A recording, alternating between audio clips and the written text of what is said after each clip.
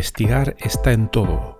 Soy Horacio Pérez y esto es Investigando la Investigación, un espacio para explorar la investigación sin límites ni fronteras más allá de áreas o etiquetas, porque nunca sabemos dónde puede llevarnos una idea.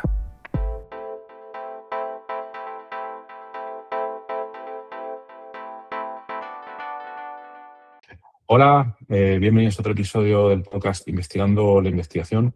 Hoy nos vamos a plantear preguntas relevantes relacionadas con el mundo de la programación.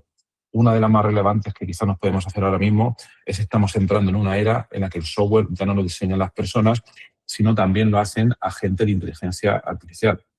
Y también nos podemos plantear si cualquiera puede crear aplicaciones con las técnicas que comúnmente se llaman como low code o vibe coding, que veremos hoy lo que es, con ayuda de los modelos de lenguaje, y también qué pasa con ingeniería del software como disciplina o qué es lo que va a pasar.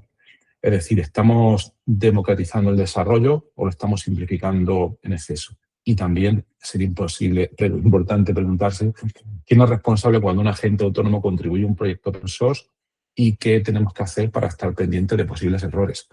Por tanto, en este episodio vamos a intentar conversar, dar algunas respuestas a estas preguntas y ver cómo están cambiando las reglas del juego en el desarrollo del software y la investigación tecnológica.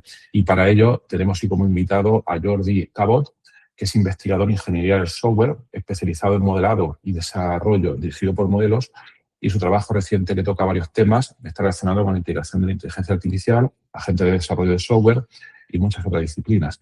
Pero bueno, lo primero, hola Jordi, muchas gracias por haber aceptado la invitación al programa.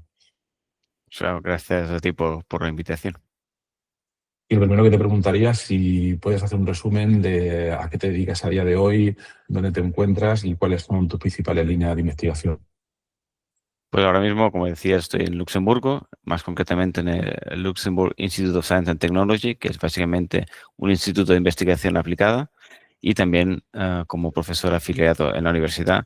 Y como decías también tú antes, pues mi grupo básicamente se dedica a lo que decimos better software faster, es decir, cómo conseguir que las empresas desarrollen software más rápido, o sea, con más productividad y mejor, es decir, con menos errores, ¿no? Entonces, a partir de ahí ya entraremos en detalles, pero hay toda una serie de técnicas, incluyendo, por supuesto, la inteligencia artificial, que nos pueden ayudar, ¿no?, hacia ese objetivo. Vale, genial. Una primera pregunta que tengo ya, por ir metiéndonos en el tema, todos estos aspectos son normalmente tratados por lo que se llama ingeniería del software.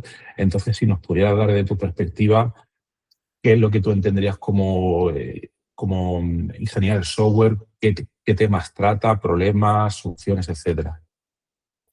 A ver, el concepto de ingeniería de software para mí lo que intenta realzar es que el desarrollo de software o la producción de software es una ingeniería, igual que lo es ingeniería de caminos, de puentes y de muchas otras cosas, ¿no?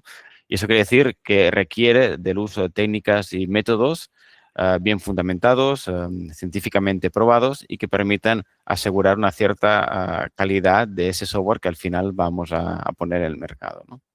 Y no es un arte, que siempre es la gran discusión en el software, ¿no? Si programar es un arte o una ingeniería, bueno, yo soy de los que considera que es una ingeniería. Y a día de hoy, bueno, no sé en qué momento se acuñó el concepto ingeniería del software, porque el software es un término relativamente reciente, si suponemos que 50 años es algo reciente, pero a mí lo que me da la impresión desde lejos que quizás hasta hace 10 años o así, o que últimamente, no sé si la ingeniería del software está cambiando como disciplina debido a la irrupción de todas estas técnicas basadas en inteligencia artificial. ¿Cuál es tu visión al respecto? Bueno, yo creo que ciertamente es innegable que estamos ante una revolución muy profunda, pero yo diría que el ingeniero de software, aunque sea joven, como decías, ¿no?, de esos 50, 60 años, ha sufrido muchas revoluciones. Simplemente hay que recordar que cuando se empezó a programar, se empezaba a programar con ceros y unos, ¿no?, con lenguajes máquina. Y luego vino todos los lenguajes de más alto nivel, ¿no?, en tercera generación. Luego el Java también parecía que era otra revolución porque al final era independiente de la plataforma. Es decir, yo creo que hemos visto ya muchas revoluciones y que esta mejor es la más profunda, pero al final en general software siempre es lo mismo, es cómo crear software de la mejor manera posible. Y si eso hoy en día implica utilizar técnicas de inteligencia artificial, lo vamos a adoptar y lo vamos a utilizar para crear aún mejor, aún más, ¿no? Y aún más rápido software, ¿no? ¿Cómo explicaríamos con un ejemplo concreto para que la gente lo entienda cómo se aplica la ingeniería del software en un proyecto que pueda tener un tamaño mediano? ¿Esto cómo es? ¿Va alguien que tiene una idea y le implementa a las bravas? Que imagino que no, porque quizás hablaremos del vibe coding, podemos ir por más adelante. Pero ¿esto cómo es? ¿Que cuando tenemos un proyecto serio tenemos que planificarlo bien? ¿O si nos podías tener un ejemplo aterrizado? Bueno, yo creo que al final el ejemplo digamos que con lo que mucha gente se refleja mejor, ¿no? Es el tema de construir una casa, ¿no? O incluso Ujú, si es un proyecto muy complicado, no una casa, sino un barrio o un centro comercial, ¿no? Es evidente que cuando tú vas a crear un centro comercial, primero hay que hablar con el cliente, es decir, quién va a ser el propietario de ese centro comercial y va a financiar la fabricación, la construcción, para ver qué tipo de centro quiere, tamaño, pero no solo tamaño, sino diseño, la distribución, todo este tipo de cosas, ¿no? Luego, a partir de ahí, nadie empieza a construir el centro comercial ladrillo por ladrillo, sino que, evidentemente, hay un grupo de arquitectos y de ingenieros que diseñan los planos de cómo podría ser ese centro comercial de una forma que esté de acorde a los requisitos del propietario del centro comercial. Y estos planos no son únicos, no es solo un plano de, digamos, de la ujú. distribución del piso, sino también están los planos de las tuberías, el agua, los lavabos, la corriente, incluso todo tema estructural, ¿no? Del peso, la distribución, etcétera. Incluso se puede hacer unas maquetas, unos renderings de estos planos, se puede hacer unas simulaciones para comprobar que realmente si está en una zona, pues yo qué sé, donde hay mucho viento, la estructura vaya a soportar vientos hasta un cierto tipo de velocidad, etcétera. Y todo eso se hace sobre planos y sobre simulaciones. Y solo Ujú. cuando esto está hecho y el cliente lo aprueba, se empieza la construcción. La idea en un proyecto de software mínimamente complejo es la misma, que tú hables con un cliente, entiendas lo que quiere, que ya para empezar no es fácil, ¿no? Porque muchas veces Ujú. el cliente no sabe realmente lo que quiere. Luego traduzcas esos requisitos en unos modelos, que sean los planos de software, que los valides con el cliente, que verifiques que funcionan y a partir de ahí que generes el código, ¿no? Eso sería un poco el proyecto y por eso antes hablaba de ingeniería, ¿no? Porque aquí hay toda una serie de Claro. metodologías y métodos que hay que poner en práctica. No es hablar con alguien y espera, mientras me lo cuentas voy escribiendo el código. No. Entonces, bueno, Ujú. eso puede servir para aplicaciones muy pequeñas, pero no para nada que sea un poco más serio. Digamos, por la definición que estás dando, un proyecto de ingeniería del software, supongo que hay diversos tipos. Pueden haber algunos que impliquen una única persona que se ocupa de recoger esos requisitos, hacer un plan de proyecto y luego implementarlos. Quizás estamos hablando de un autónomo. O también nos podemos ir a proyectos mucho más grandes donde estén involucradas varias personas, un equipo de programadores, etcétera. Sí, sí, normalmente ese es el caso de equipos enteros donde básicamente tienes a los especialistas en hablar con el cliente y traducir ese discurso del cliente, esa explicación del cliente en una serie de requisitos un poco ya más detallados y, digamos, con, con la información necesaria para que después los analistas y diseñadores transformen esos requisitos en unos modelos que representan la funcionalidad del software y, por ejemplo, representan también qué datos hay que guardar en la base de datos, ¿no? Es decir, en función de lo que pida el cliente que quiere gestionar, tú tienes que guardar una serie de informaciones en tu base de datos, ¿no? Entonces, hay todos esos analistas que van a modelar digamos, el qué debería hacer el software en función de los requisitos, ¿no? Y luego ya vas Ujú. más hacia el cómo, ¿no? Entonces, bueno, cómo yo consigo esa funcionalidad, cómo la implemento, y eso normalmente acaba siendo más la función de programadores y ahí, pues ahí también normalmente toda la especialización de más de programadores front-end, ¿no? Más de la parte de interfaz del usuario, administradores de bases de datos que van a optimizar la base de datos, los del backend, ¿no? Para todo lo que es la parte de más funcional. Digamos que cuanto más complejo es el proyecto, como en todos los casos, más perfiles necesitas que colaboren en la creación de ese software. Claro. Y bueno, respecto al estado del arte en la ingeniería del software, por una parte se ha empezado a comentar que claro, a veces el cliente no sabe ni lo que quiere y es un poco de conversación con la persona para sacarle esa información y demás, pero quitando esa parte que es más de interacción humana, una vez que suponemos que los requisitos están claros, ¿cuál es ahora mismo el estado del arte en ingeniería del software? ¿Cuáles son los principales problemas y los principales retos, de manera un poco resumida, sí que se puede hacer? Bueno, yo creo que el mayor problema en general software es que al final el software lo hacen personas y lo hacen para personas. Es decir, para mí realmente sigue siendo la clave de, de llegar a conseguir un software que haga lo que tiene que hacer y que por lo tanto, digamos, haga lo que el cliente tenía en su cabeza cuando te pidió empezar el proyecto, es la parte de interacción con los humanos, ¿no? Nosotros lo que proponemos es que toda la parte, una vez tienes los requisitos y los has formalizado en una serie de modelos, ¿no? Que explican, repito, ¿no? Qué información se tiene que guardar, cómo tiene que gestionarse esa información. Tienes esos modelos, todo lo que viene después se puede automatizar, porque ahí, digamos, no hay una gran ciencia, es más un tema de coger esa información, los planos del edificio, ¿no? Y luego, digamos, a partir de ahí, si tuvieras una maqueta 3D, ¿no? El arquitecto dice que tengamos maquetas 3D, Claro. impresoras 3D gigantes, si los planos de edificios están bien hechos, tú podrías crear edificio de una forma automática, ¿no? No lo hacemos porque por tamaño no se puede, pero con muchas cosas pequeñas sí que una vez has diseñado el objeto que quieres imprimir, si la impresora 3D es suficientemente buena, eso es automático. Un poco Ok. la analogía es la misma con el software, ¿no? Una vez los modelos del software son suficientemente buenos y suficientemente detallados, podrías ya, de alguna forma, programar automáticamente. Y eso también ayuda a que, digamos, necesites menos programadores profesionales para hacer los mismos Ajá. proyectos. Y eso es importante porque, digamos, que hay una escasez todavía de programadores profesionales, con lo que para poder generar suficiente software como el que se pide hoy en día, si podemos como mínimo automatizar parte del proceso, conseguimos, ¿no? Realmente tener más productividad. Comentas que hay escasez de programadores. ¿Eso cómo puede ser? Con tanta gente dedicándose a la informática, etcétera, porque hay porque una falta de conocimiento realmente técnicos mínimos para poder hacer este tipo de cosas, porque parece que muchos programadores. Bueno, a ver, hay muchos programadores, pero es que hay mucho software. Ya, claro, claro. Fíjate que digamos, estamos desde hace mucho tiempo ya, ¿no? Pero estamos viviendo toda esta transformación digital donde cada vez más, eh, por ejemplo, en un coche hace 20 años a lo mejor no había nada de software o casi nada, y hoy en día un coche moderno a lo mejor tiene, bueno, sin a lo mejor algún comentario creo que de Porsche, del fabricante Porsche, decía que tenían 50 millones de líneas de código. Entonces, Vaya, esas 50 millones de líneas, evidentemente, contándolo todo, la gestión del sistema de entretenimiento, etcétera, ¿no? Y toda la parte eléctrica también. Pero quiero decir que al final esas 50 millones de líneas hay que hacerlas de alguna forma, ¿no? claro. Digamos, hoy realmente el software lo mueve todo y está en todas partes. Entonces, por mucho que sí que evidentemente haya programas profesionales, nos encontramos que sigue habiendo esa escasez.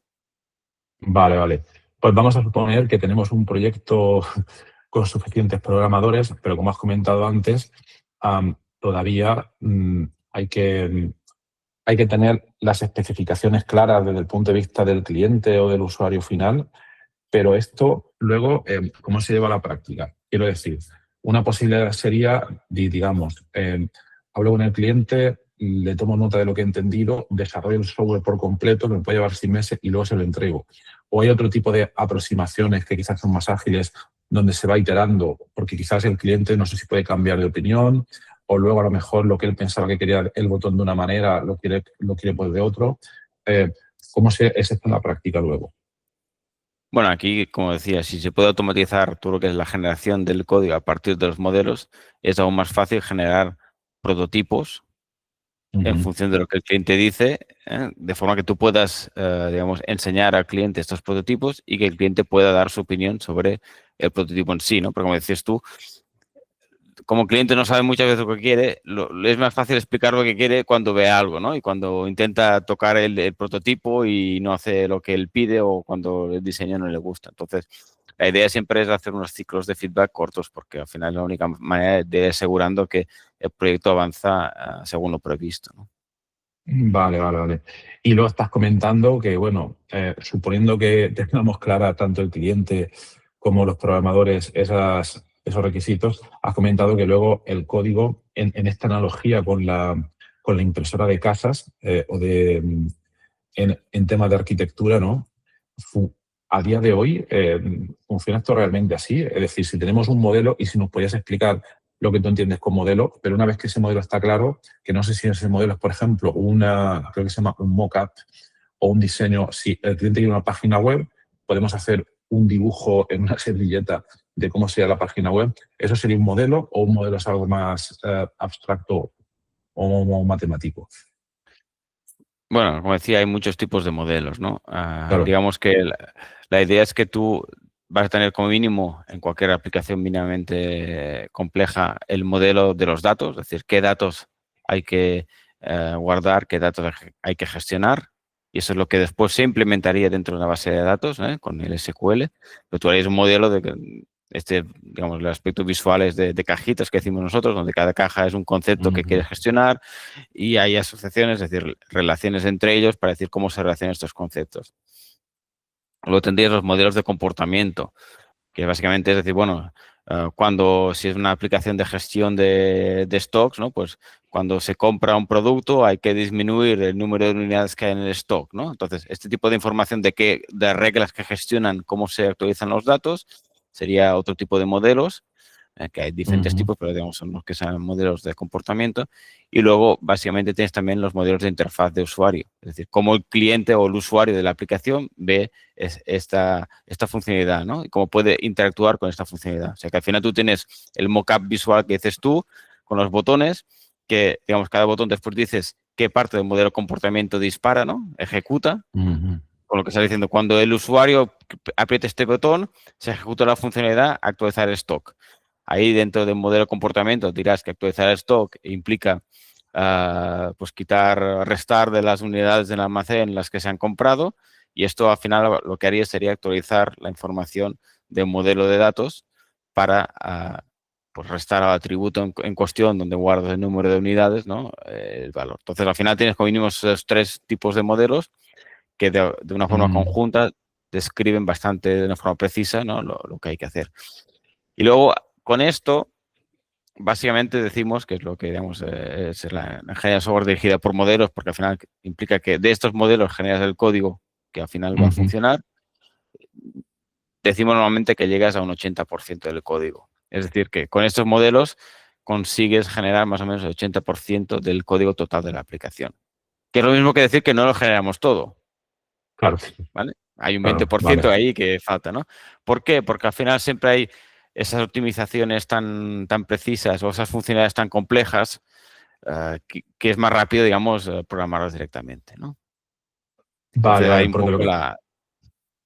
Dime, dime. vale, porque lo que estás diciendo es, estamos hablando de que cuando el modelo, que estos tres tipos de modelos están claros, que el software se genera, digamos, automáticamente, como en estas impresoras para el tema de las casas, pero es porque estamos hablando de la situación actual, que estamos ahora mismo en 2026 y con la inteligencia artificial el código se genera, digamos, de manera rápida, o estamos hablando del proceso clásico de desarrollo. O quizás en el pasado, cuando no estaban estas herramientas, eran los humanos los que tienen que picar línea a línea el código una vez que estaban esos modelos claros. No, digamos que el tema de generar código a partir de modelos se está haciendo desde hace 30 años. Se ha Vale. cambiado nombre muchas veces. Antes al Ujú. principio se llamaban las herramientas CASE, de Computer Aided Software Engineering. Luego cuando llegó el Ujú. UML, pues también, ¿no? Se generaba código a partir de UML. Luego se llamó Model Driven Development y ahora se llama Low Code, que es Ok. lo mismo, pero Low Code, lo bueno que tiene es que a nivel de marketing es mucho más fácil de explicar, ¿no? Porque si tú vas a un programador y le Claro. dices que te voy a hacer Model Driven Development, ya tendrás que empezar porque es un modelo, que es Model Driven. En cambio, si dices Low Code, básicamente estás diciendo, mira, tú vas a seguir programando, pero menos que antes, porque una parte del código ya te lo genera la herramienta y tú después lo completas, ¿no? Entonces, digamos que suena menos disruptivo para el programador, ¿no? Y es más fácil de entender. Todo esto es antes de la IA. Y Ok. simplemente decíamos, para aplicaciones muy estándares de entrada de datos, a lo mejor con esto lo generas todo. Pero siempre hay aplicaciones un poco más complicadas donde hay un algoritmo, digamos, ya más complejo que tiene muchas variables a tener en cuenta, donde no es que no lo puedas modelar, pero al final si es tan complicado, el modelo y el código van a ser casi... No va a haber un salto en el nivel de abstracción porque la complejidad es máxima, ¿no? Entonces, en esos casos Ujú. casi es mejor programarlo directamente. Eso es low code, ¿no? Entonces está digamos, la versión más extrema, que un poco también lo has mencionado en la introducción, que es el concepto de no code. No En code, el low ok. code, y como dice el nombre, hay poco código o menos código que antes. En las aplicaciones no code, básicamente no hay que escribir ningún tipo de código. Y eso sí que Ujú. permite ya que incluso los usuarios que no sean técnicos puedan ellos mismos crear sus aplicaciones sin tener que saber programar. Esto estamos Aquí, hablando de herramientas como Zapier y todo este tipo de cosas. bueno, eso sería unas que hay, estas, las de Zapier que dices tú, están mucho más enfocadas a automatizar pequeños procesos, ¿no? Donde dices, bueno, cuando me llega un email me lo metes en el Excel.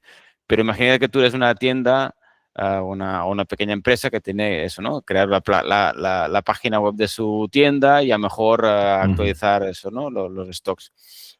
Pues eso hoy en día se puede hacer también con este tipo de herramientas no code, donde tú simplemente dices qué tipo de información necesitas y las 3 páginas web que quieres y te genera ya toda la infraestructura, ¿no? Al final, incluso herramientas Vale, como WordPress se podrían ver un poco no code, ¿no? Porque en WordPress, ok, hoy en día, con todas las plantillas y los plugins que viene, si tú configuras los plugins, casi que tienes la funcionalidad de gestión de usuario, gestión de e-commerce, que básicamente te permite tener tu propia tienda electrónica sin haber programado, ¿no? Entonces, bueno, vale, pero evidentemente, cuanto menos código eres tú capaz de escribir, más limitado estás, porque estás claro. limitado a lo que te ofrecen las soluciones que por defecto puedes comprar, pero Y al no es pago, capaz tú de después de optimizar el resultado, ¿no? Entonces, claro. evidentemente, siempre no hay milagros, ¿no? Es decir, cuanto más Ujú. fácil es hacer algo, menos opciones hay, porque si no, no sería fácil, ¿no?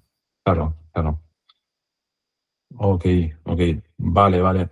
Y luego entonces, como estamos hablando de esta progresión, tenemos el no code, el low code, y cómo está cambiando, cómo está irrumpiendo la inteligencia artificial, si entendemos como inteligencia artificial básicamente la revolución introducida por los LLMs desde ChatGPT y compañía. ¿Esto está cambiando el proceso de ingeniería de software? Si no, ¿cómo? Claro, está cambiando radicalmente. Y creo Mm. que todavía no sabemos o no entendemos hasta qué punto lo va a cambiar, ni hasta qué punto es bueno que lo Hacer puntos cambie tan buenos, claro. radicalmente, ¿no? Ah, creo que no lo sabe nadie, sinceramente. De hecho, el bytecoding básicamente lo que dice es, bueno, en lugar de incluso crear modelos, ¿no? Que es lo que decíamos con el low Ujú. code y no code, no, ni eso. Tú hablas con la máquina, ¿no? Hablas con el chat GPT de turno, en lenguaje natural, en castellano incluso si quieres, ¿no? Y le pides lo que quieres. Y a partir de ahí apretas un botón y se te genera la aplicación automáticamente. Que tú no sabes entender, que no sabes la calidad de la Ujú. aplicación, que no sabes si funciona en todos los casos, ¿no? Sino simplemente tú tienes una aplicación que te da la máquina, la pruebas hasta donde tú eres capaz como usuario no técnico. Si algo no te gusta, a lo mejor se le puedes decir, ¿no? Que, oye, que esto parece que no funciona, pero vas iterando hasta que llegas a una aplicación que a ti te parece que funciona.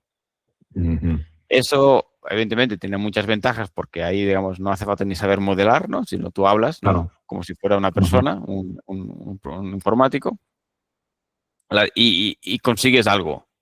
La desventaja o el problema es que la calidad de ese algo hoy en día no está muy clara, ¿no? Entonces, a lo mejor funciona para algunos casos que has probado, pero a lo mejor no funciona para otros, ¿no?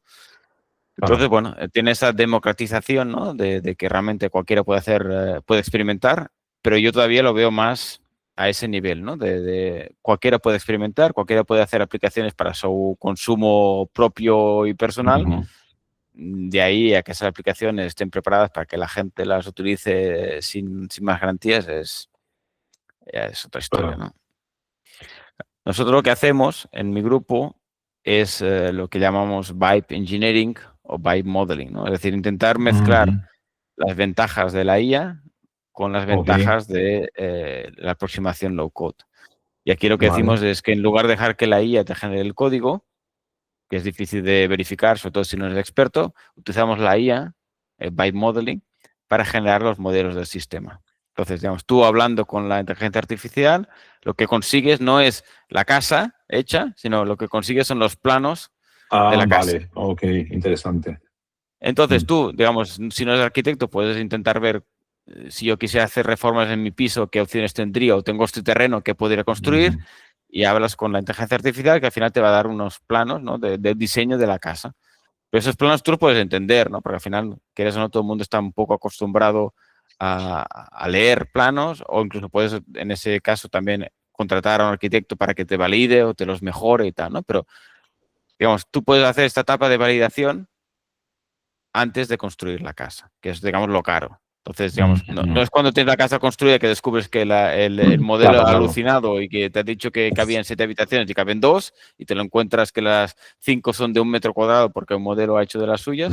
No, todo eso lo ves antes, ¿no? Entonces, vamos a utilizar la potencia de la IA, pero para generar los modelos que somos capaces de validar, y lo demás sigue siendo determinista. Es decir, ir de modelos a código no lo hace la IA, sino lo hace la herramienta low code como siempre, ¿no? Hace una transformación determinista de los modelos al código, con lo que sabes que el código, si los modelos estaban bien, sabes que el Claro, código también está bien. Pero bueno, claro. es un poco como nosotros intentamos mezclar las dos, pero evidentemente la sociedad hoy en día y el marketing de estas grandes empresas hacen creer a todo el mundo que desarrollar Claro. software es tan fácil como hablar con ChatGPT, ¿no? Y ahí hay que ir con cuidado. Claro, claro. A mí me suena, bueno, supongo que conoces herramientas como Lovable y todo este tipo de Mm, cosas que están teniendo un éxito brutal. Bueno, yo también creo que hay que tener en cuenta lo que quiere hacer cada uno. Si quieres hacer una página web simple, sin más pretensiones, la herramienta es perfecta. Pero si quieres hacer un SaaS con cosas de transacciones, historias, pues ya sería otro tema. Bueno, pues lo que comentas me parece bastante interesante, pero preguntarte ahí, al principio, cuando has empezado a explicar ingeniería del software, comentabas que los requisitos, había que hablar con el cliente para, a partir de los requisitos, las interacciones, las entrevistas, etcétera, generar ese modelo.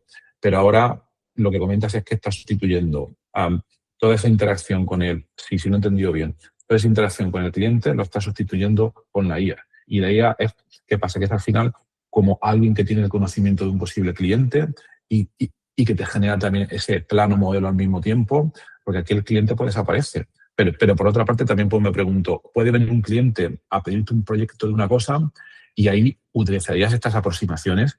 ¿Y cuándo utilizarías la información que te da el cliente y la información que te da por la IA? Bueno, primero depende de si el cliente pide el proyecto a una empresa de desarrollo o si lo quiere hacer él. Pues si lo quiere hacer él, Ya. digamos, no está el informático por medio. Si el informático está por medio, yo lo que siempre veo la IA como digamos, una aumentación o un asistente, ¿no?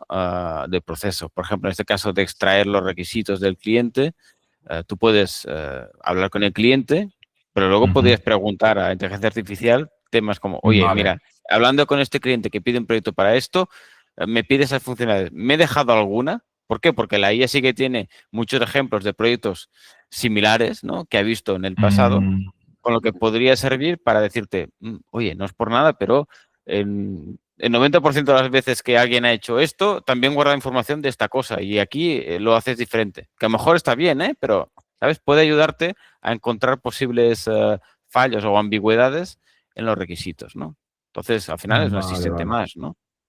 Claro, al final es un asistente más, un colaborador cognitivo, como dicen a veces. Vale. Y otra cosa, vale, vamos a suponer que tienes ya ese plano, ese modelo bien definido y que, y que lo hemos revisado, que estamos de acuerdo con ese plano, y viene la etapa de generación de código que te lo pueden facilitar estas herramientas low code, pero no os planteáis con lo aparentemente potentes que son ahora mismo estas herramientas de inteligencia artificial, meter en la parte de traducción de modelo a código también todas estas herramientas, le hace el último Claude Code, Cursor y todo este tipo de historias. ¿O pensáis que es mejor que siga el humano haciendo eso? Bueno, es que más que el humano, ahí en esta traducción, el humano nunca está. Pero El para mí humano nunca está. no, bueno, nunca está, digamos, evidentemente podría estar, pero que en una aproximación low code lo que nosotros decimos es que hay una serie de plantillas de generación de Ujú. código que tú le das de entrada al modelo y la plantilla, digamos, te genera el código, ¿vale? Entonces Vale. pero esas plantillas son fijas, ¿no? Son deterministas, es decir, me das esta entrada, te genera esta salida y siempre para la misma entrada siempre tendrás la misma salida. Hay gente que lo que hace es utilizar la IA también para generar ese código. Y ahí, digamos, para mí el problema es que entonces ese código generado de una forma no determinista, porque cada vez que le pidas que te genere el código, te va a generar un código diferente, ahí hay que revisarlo. Entonces, yo Claro. ahí, digamos, prefiero lo que decía antes, ¿no? Hacer esto by modeling, donde no, yo la IA me Ujú. llega a los modelos, que es la parte creativa que puedo validar, y luego sigo tradicional, más que nada para asegurarme que el código no tiene nada raro.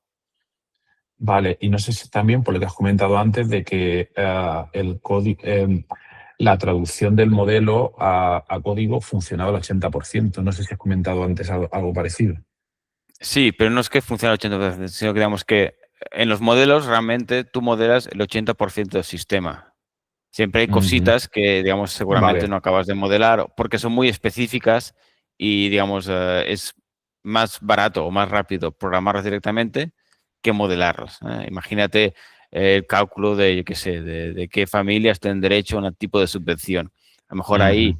hay tantas condiciones y tal que al final es, bueno, entre el modelo que tendría que hacer yo, que igualmente estaría dentro, estaría relleno de condiciones de if, then, else y no sé cuánto, y el código, no hay un salto de abstracción, sino que el código y el modelo serían lo mismo con lo que ya lo programa.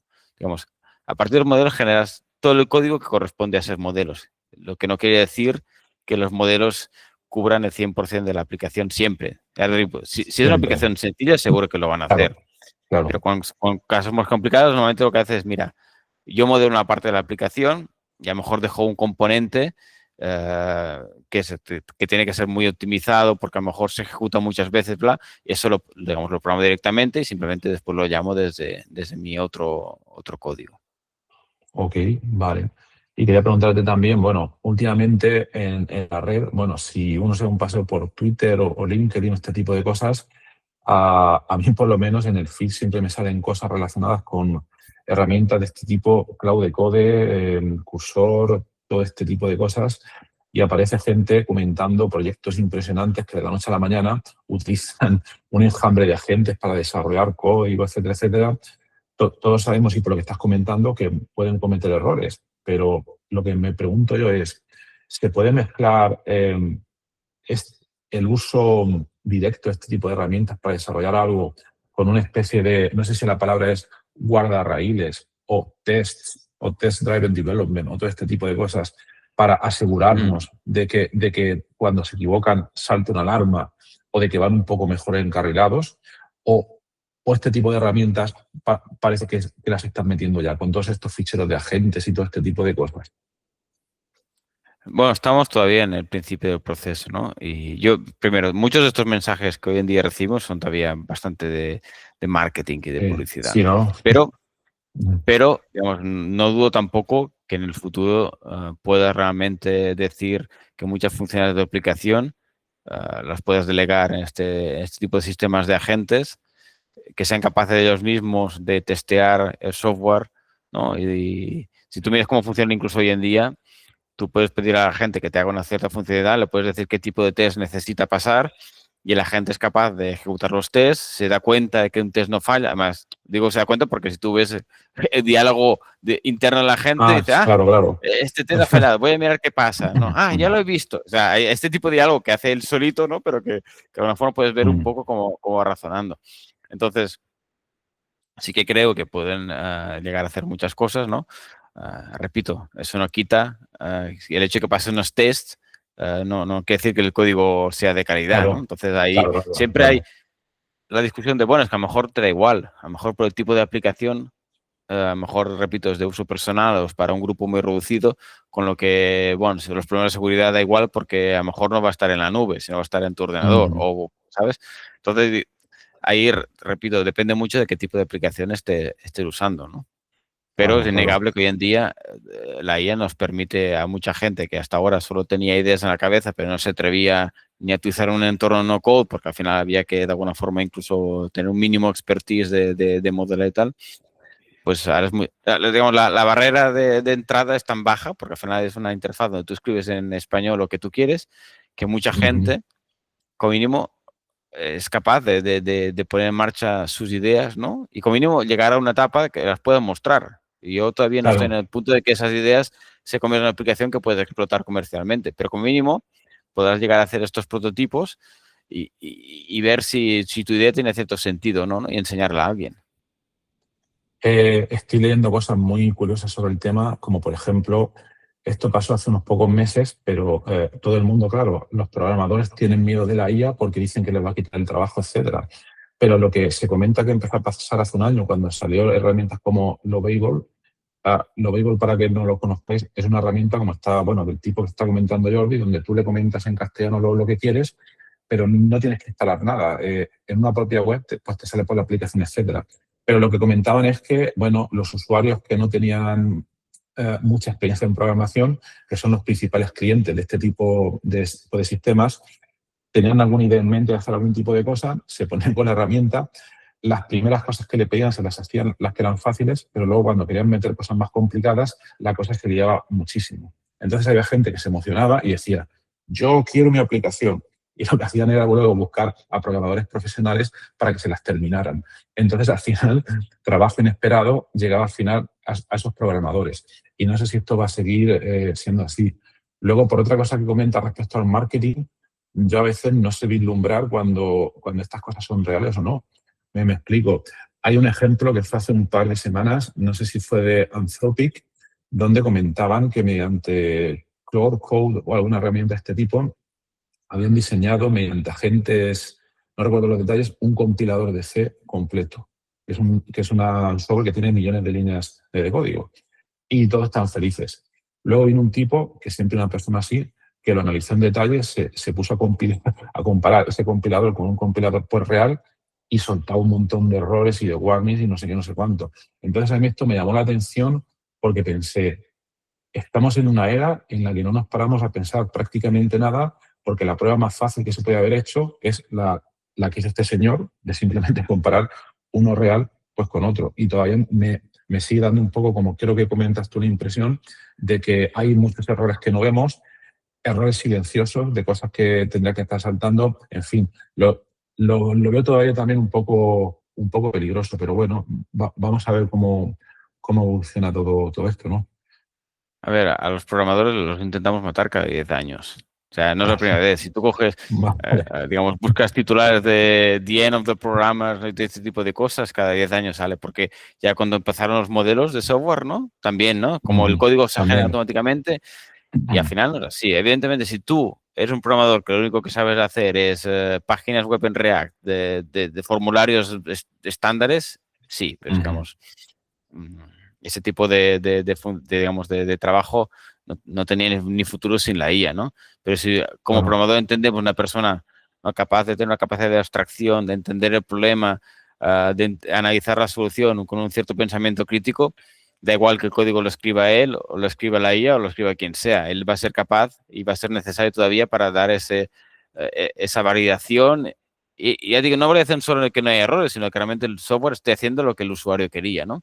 Entonces yo Claro. no me preocuparía, ¿no? Porque al final siempre dice que cuanto más fácil hacer software, como decías, más software se hace, con lo que al final sigues teniendo más demanda de programadores para ayudar a ese software que hasta ahora no se había hecho, ¿no? Entonces, sí que ahora la IA permite que gente que solo tiene una idea en la cabeza la implemente, pero es que al final esa gente no iba a contratar un programador profesional antes porque la idea sigue en la cabeza y está muy lejos. Cuando ahora, a lo Claro. mejor, si esa idea la implementa con Lovable o uno de estos y ve que hay una cierta atracción, a lo mejor sí que en ese momento se planteará contratar algún servicio, ¿no?, de informático profesional para que ayude a escalar, a securizar, etcétera, esa idea.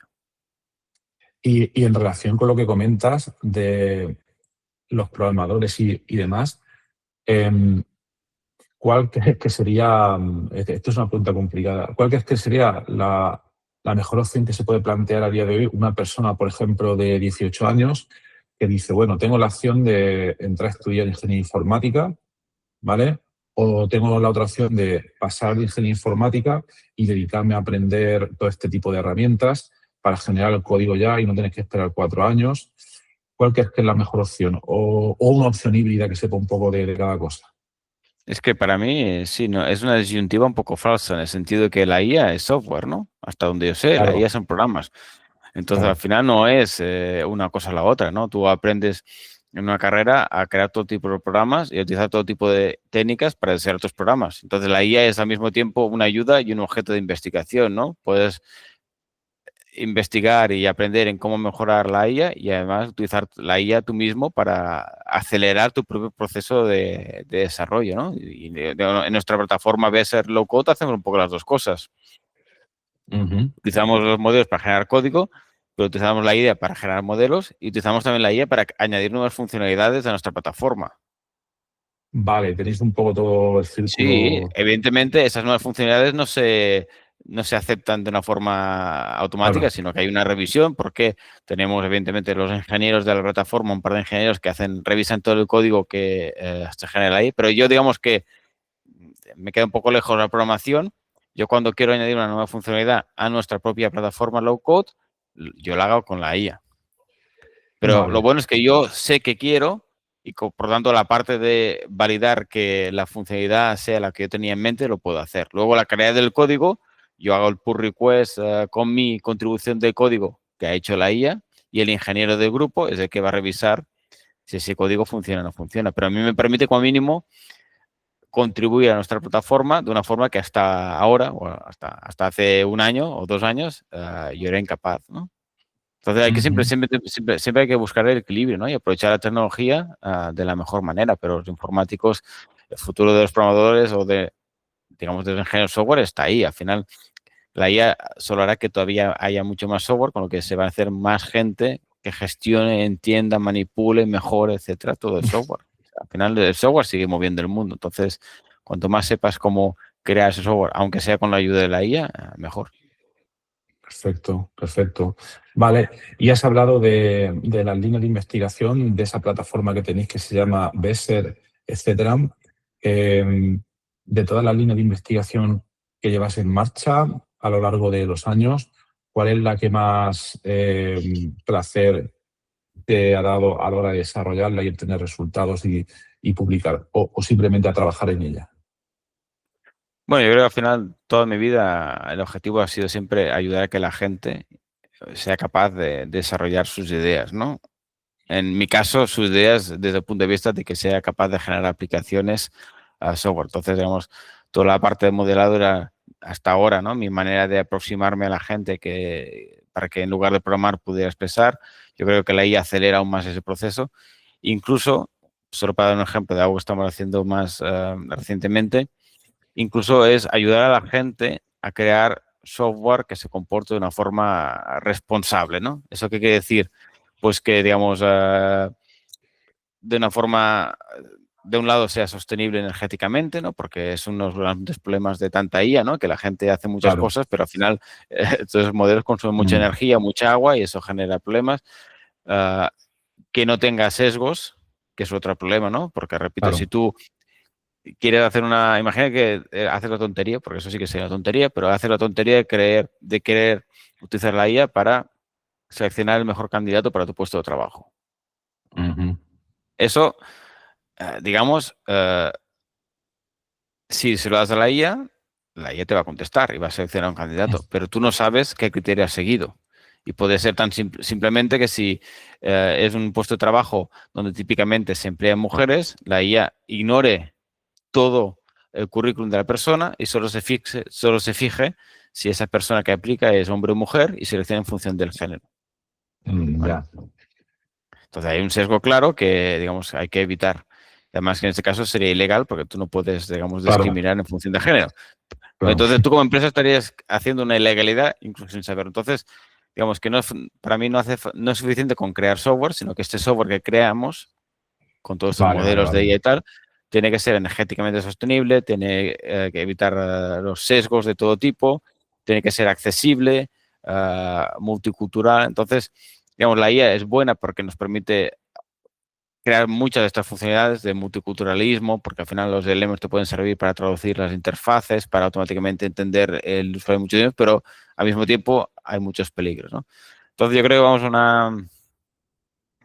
a un futuro donde lo bueno es que cada uno podrá tener su propia versión de software, ¿no? No solo podrá crear su software, sino que además para software existente sería fácil conseguir que cada uno tuviera su propia experiencia de usuario con ese sistema, ¿no? Porque al final, si aunque digamos, tú creas un software, ¿no? Y lo vendes a mucha gente, si cuando el usuario entra en tu web, le haces 3 preguntas o, digamos, interactuando con él, te das cuenta que es un varón de 80 años que no habla muy bien el español, pues tú podrías automáticamente darle una experiencia de usuario donde el vocabulario que se usa es adecuado para esa edad. A lo mejor evita términos complicados en español porque lo habla mal y busca palabras más básicas. Entonces, digamos, tú podrías tener una aplicación, pero, digamos, muchas variantes para muchos tipos de usuarios, ¿no? Esa personalización es una cosa que la IA nos puede llevar y que ahora mismo es un tema que nos interesa mucho. Además, en Luxemburgo, donde hay 3 lenguas oficiales, el Claro. 50% de la gente es de fuera del país. Entonces, realmente tener un software que sea accesible y multicultural es importante, ¿no? Y ahí la IA nos puede ayudar para mí es una oportunidad, ¿no? Justamente a tener un software que sea aún más inclusivo, ¿no? Pero eso también, repito, tiene la parte buena y la parte mala, que si dependemos mucho de la IA, hay que vigilar que no haya sesgos y que no haya otros problemas. Claro, claro, muy, muy importante. Yo creo que se entiende bastante bien el ejemplo. Mi única curiosidad sería, claro, el software puede o no puede ser eficiente energéticamente, por lo que estás comentando, tal con los problemas que tenemos a día de hoy, pero lo que me llama la atención, el llamar software responsable no sería realmente a quien hay que calificar de responsable o no, al programador, Al porque el software programador, sí, sí, sí, no sí. tiene una responsabilidad, ¿no? Eso por una parte. Y luego me parece muy interesante esto de que comenta de que el software se adapte al usuario, software accesible, creo que lo has comentado, pero por otra parte, esto se puede, digamos, planear antes de diseñar el software.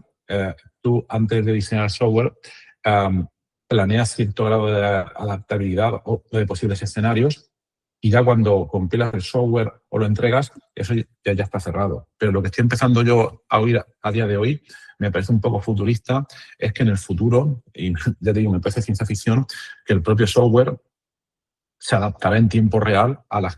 No porque esté programado pues de antes, que tampoco, que me cuesta creerlo, sino que se adaptará en tiempo real al tipo de usuario y que los interfaces se crearán en tiempo real. No sé, me parece muy sorprendente. No sé si has oído hablar de este tipo de cosas.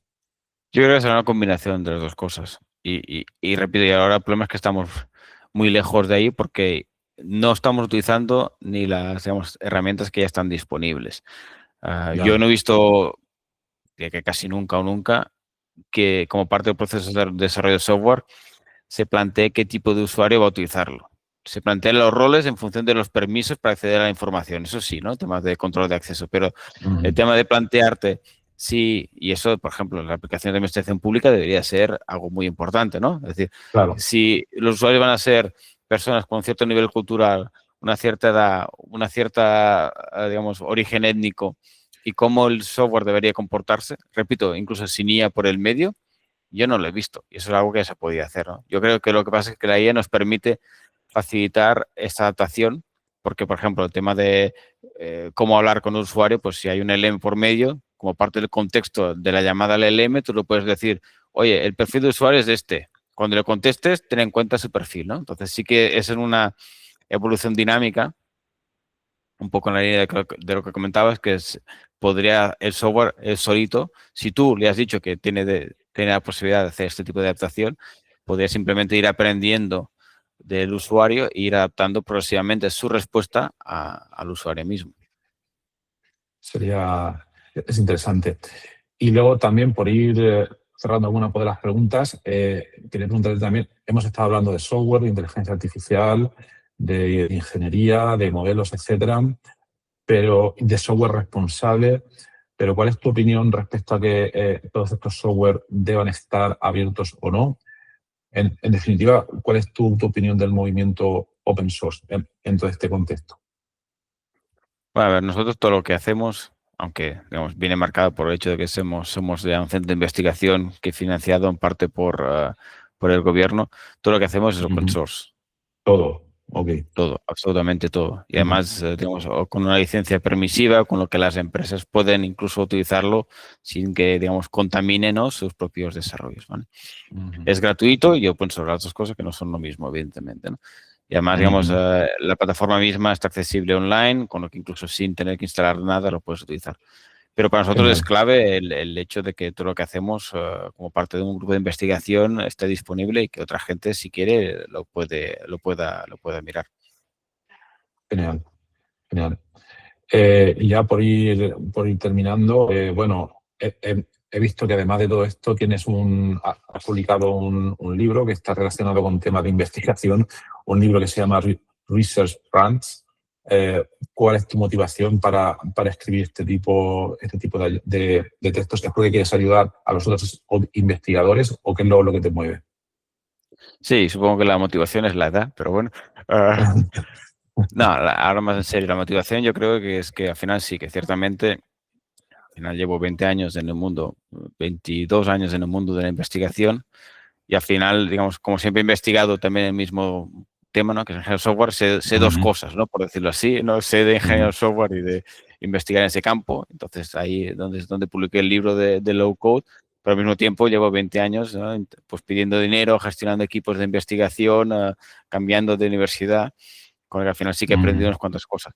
Y yo creo que llega un momento que a lo mejor mi mayor contribución al avance de la ciencia no es tanto la ciencia que voy a hacer yo, ¿no? O mi equipo, sino también el hecho de poder acelerar mediante, digamos, de una forma humilde con mis consejos, ¿no? Poder acelerar la carrera investigadora de otros, ¿no? Entonces, un poco el libro salió de ese intento de decir, bueno, a ver si con lo que os explico ahorro horas Ah, de carrera, ¿no? De mucha gente y eso eso al es. final tiene un impacto mejor o mayor que puedo tener yo haciendo mis propios artículos, ¿no?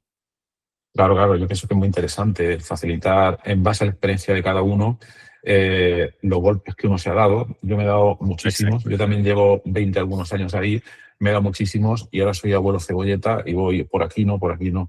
Pero bueno, exacto. y de todos estos consejos, ¿cuál es un consejo que darías que sea importante y que no sea obvio? Porque, por ejemplo, un consejo obvio sería hay que persistir, lo típico, o etcétera, etcétera. O hay que planear las cosas, más en ingeniería del software. Pero ¿hay algún consejo no obvio que conozcas? Ah. Bueno, hay uno que es un poco provocativo en el contexto actual, provocador en el contexto actual, ¿no? Que para mí la investigación no es un trabajo, o no debería ser Ujú, un trabajo. Y correcto. eso es algo que Estoy yo, de acuerdo. digamos, veo mucho en los jóvenes, ¿no? Que, digamos, se lo toman como un trabajo de 9 a 5 y ya está. Y lo entiendo, ¿eh? En un contexto actual donde los derechos, Ujú, etcétera, entiendo que haya más esta sensación de que no hay que darlo todo y que tenemos.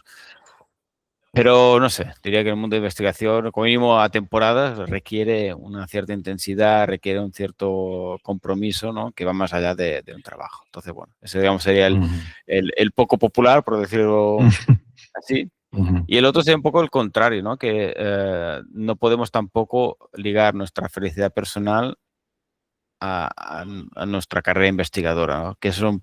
yo es un error que hice también, ¿no? Porque al final, justo por ese compromiso, al final tú esperas más de los resultados, ¿no? Y cuando los resultados son los que esperas, y más en un mundo como Claro. el de investigación, donde los artículos se rechazan muchas veces, y los proyectos aún más, ¿no? De una manera un poco arbitraria, es Ujú. fácil caer en la sensación, en la tentación de pensar que no sirves para nada, que no tienes futuro. Entonces, hay que hacer las dos cosas, ¿no? Saber que la investigación es más que un trabajo, pero al mismo tiempo que no puedes, que tu felicidad personal no puede depender de estos resultados. En los últimos proyectos europeos estamos viendo a veces que digamos, la tasa de aceptación es un 3, un 4%. Eso ya no es Sí. calidad, eso es lotería. Es imposible que, digamos, Lotería, exacto, ¿no? totalmente. Entonces, eso hay que entenderlo también, porque si no, al final puedes caer en esa depresión, ¿no? De pensar que no sirves para nada. Totalmente, estoy muy de acuerdo, no lo digo por la razón, pero estoy muy de acuerdo en esos dos comentarios, porque a veces primero pienso que si no te gusta realmente lo que estás haciendo, ¿por qué deberías estar haciéndolo, no? Y luego que la investigación pues es un tema pues no lineal y a veces para lograr controlar o entender por una parte y luego por otra desarrollar esas ideas, tienes que llegar a cierto nivel de profundidad donde a veces las horas pues no existen. Pero teniendo en cuenta, muy importante, el segundo punto pues, que has dicho, ¿no? Que esto tampoco es sacrificio por la vida personal por de cada uno, porque hay que tener un equilibrio. Entonces, sí, yo suscribo perfectamente esas dos cosas. Y Ujú, déjame darte un último. Yo ujú, también lo que me gusta mucho es un poco desmitificar, ¿no? La función porque al final, cuando empiezas, ¿no? Tienes esa idea tan fantástica de que la investigación es un mundo muy puro, donde de ideas, ¿no? ujú. Donde la pizarra en blanco y hay horas Sí, sí, sí. pensando y que se encuentra. Y yo creo que eso también es importante que la gente entienda que no es así, que la investigación no es justa, la vida tampoco lo es, con lo que ahí estamos iguales, que es Ujú. política, que hay guerras dentro de los departamentos, que hay presiones. O sea, al final, por desgracia, somos humanos, ¿no? Y los humanos somos iguales en todos sitios, incluso en investigación. Entonces, a veces también conviene entender que, ¿no?, el juego de la investigación, ¿no? Y no pensar que, no, yo voy a empezar el doctorado y tendré ahí mi pizarra y mis ideas brillantes. Y si tengo una idea brillante, me haré famoso, ¿no? Por desgracia, Ujú. hay que ir preparado, ¿no? Porque si no sería otra de estos golpes, ¿no?, que te da la vida, que a lo mejor hay que prevenirlos un Correcto. poquito. Eso es totalmente de acuerdo. Los que sois más jóvenes, que estéis al principio del doctorado escuchando este tipo de cosas, tampoco lo veis de manera pues negativa, porque a veces puede sonar pues negativo, pero yo también estoy de acuerdo que es mejor estar preparado para la realidad de la realidad que no un exceso por optimismo. También es bueno un punto intermedio. Pues muy bien, Jordi, pues ha sido bastante interesante.